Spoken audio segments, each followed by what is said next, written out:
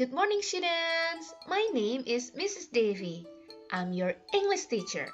Nice to know you.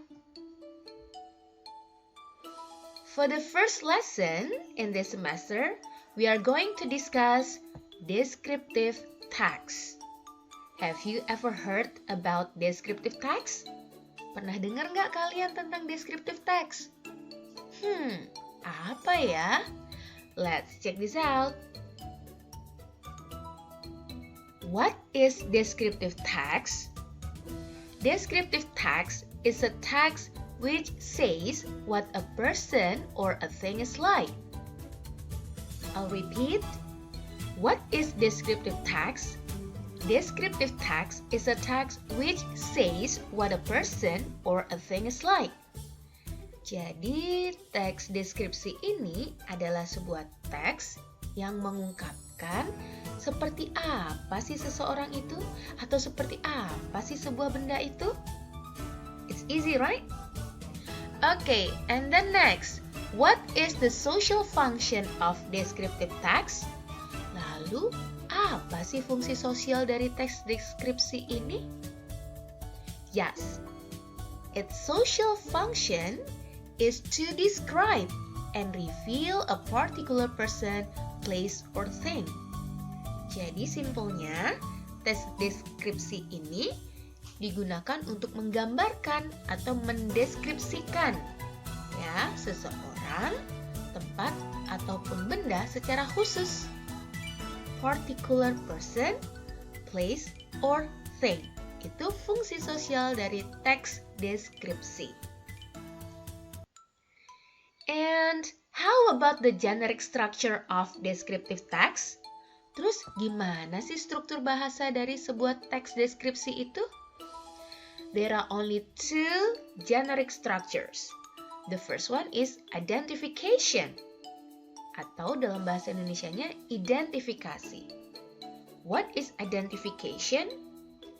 Okay, identification here means you identify the phenomenon. Phenomenon di sini maksudnya adalah a person, seseorang, place, tempat, animal, hewan, or thing, benda, to be described. So, in your first paragraph, you must mention or introduce first what kind of phenomenon will you describe, whether it's a person, a place, an animal, or thing. Jadi, di paragraf pertama kalian harus mengidentifikasi dulu atau menyebutkan dulu fenomena apa yang ingin kalian deskripsikan. Apakah kalian mendeskripsikan seseorang, sebuah tempat, seekor hewan, atau sebuah benda? Is it clear? Jelas ya? And the next generic structure is description or deskripsi atau gambaran. What does it mean? It means you are describing the phenomenon. Jadi kalian di paragraf selanjutnya diminta untuk menggambarkan fenomena tadi ya, bisa person, place, animal, or thing. Nah, yang dideskripsikan itu apa saja? Parts, for example parts, bagian-bagiannya, qualities, or and characteristic. Jadi, you can describe in details about the phenomenon that you are going to describe. Jadi kalian menggambarkan secara detail nih, gimana ya bentuknya, kemudian karakteristiknya, sifatnya. Kalau orang ya kalian gambarkan secara fisik dia seperti apa. Whether the person is tall, tinggi, short, pendek, fat, gemuk, atau mungkin secara sifatnya, maybe she is smart, dia cerdas, or she is talented, dia berbakat, dan sebagainya. So, the generic structures of descriptive text are identification and description. Remember, identification and description. Okay, and then now, how about the language feature? Terus gimana ya unsur kebahasaan dari sebuah teks deskripsi itu? The first one is using specific participant. Jadi di dalam teks ini kalian menggunakan partisipan yang khusus atau spesifik. Misalnya, you just focus on describing your cat. And you must focus on my cat. And then you focus on describing Kubu Beach, Uncle Tom, etc. Jadi dia khusus atau spesifik, tidak secara umum ya. Jadi kalau kalian mendeskripsikan kucingku, ya sudah, you just focus on describing your cat. Okay? And if you want to describe place, for example Kubu Beach, so you just focus on Kubu Beach. Gak usah nyeritain tentang misalnya Pantai Keraya dan sebagainya ya. So you just focus on Kubu Beach. Okay? And the next one, using adjective. I believe that you have understood about adjective. You know, adjective in bahasa Indonesia means kata sifat. For example, beautiful, cantik, smart, cerdas, big, besar, tall, tinggi. Nah, jadi kata-kata sifat ini sangat penting digunakan to describe in your text, ya. Jadi biar lebih detail. So, for example, I have a friend. Saya punya teman. Tapi teman yang seperti apa? For example, you describe, I have a beautiful and smart friend.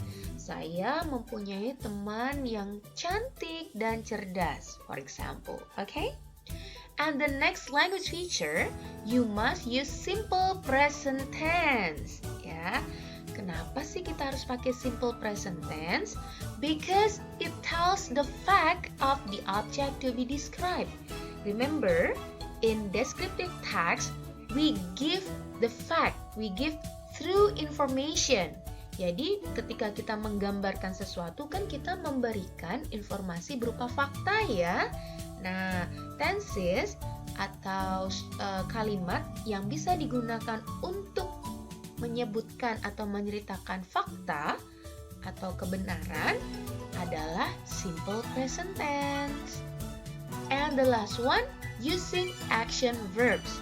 Apa sih action verbs itu? Verbs itu kan kata kerja ya. Nah, action verb sendiri adalah verbs that show an activity.